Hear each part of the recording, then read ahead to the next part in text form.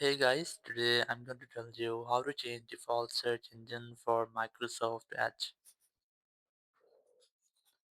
If you're using Microsoft Edge and now you want to change your default search engine, so let's see how you can do that. You just have to simply open your Microsoft Edge app and here just tap on the three dots here and then tap on settings.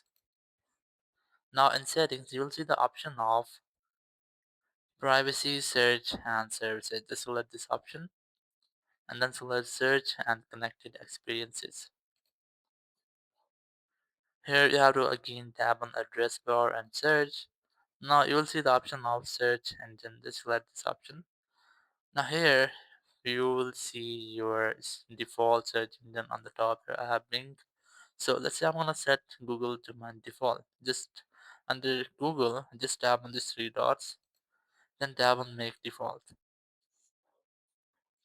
So once you have done, your Google is now default search engine for your Microsoft Edge.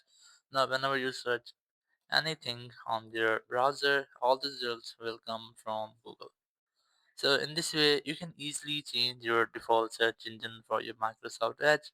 Thank you very much for watching the video. Until next video, bye bye.